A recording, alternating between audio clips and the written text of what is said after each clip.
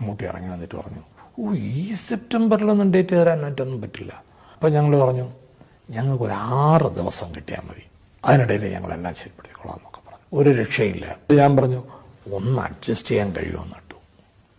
അദ്ദേഹം അങ്ങ് തെറിച്ചിട്ട് പറഞ്ഞു, അഡ്ജസ്റ്റ് ചെയ്യാൻ താനാരാ? എൻ്റെ കൂടെ പഠിച്ചാളോ? അതോ എൻ്റെ സ്വജാതിക്കാരനോ? അതോ വേറെ വല്ല ബന്ധമുണ്ടോ? ഒന്നുമില്ലല്ലോ, പിന്നെന്ത് അഡ്ജസ്റ്റ്മെന്റ് ചോദിക്കുന്നത്? ഞാനങ്ങ് എളിപ്പിനായി. അമ്മയും മൂകാംബികയെ എനിക്കിതിന് മറുപടി പറയണമല്ലോ എന്നിങ്ങനെ ഉള്ളുകൊണ്ട് വിളിച്ചിട്ട് നിൽക്കുമ്പോൾ അദ്ദേഹം പറയണം, ഒരു കാര്യം ചെയ്യും, അടുത്ത സെപ്റ്റംബറിൽ ഒരു പടം ചാർട്ട് ചെയ്തോളൂ, ഞാൻ ഡേറ്റ് തരാമെന്ന് പറഞ്ഞു. ഞാൻ പെട്ടെന്ന് അങ്ങ് പൊട്ടിത്തെറിച്ചിട്ട്, അടുത്ത സെപ്റ്റംബറിൽ നിങ്ങൾ എൻ്റെ പടത്തിൽ അഭിനയിക്കണം എന്ന് പറയാൻ താനാരാ? നിശ്ചയിക്കണം എന്ന് പറയണം. താൻ എൻ്റെ ബാല്യകാല സുഹൃത്ത്, സുജാതിക്കാരൻ.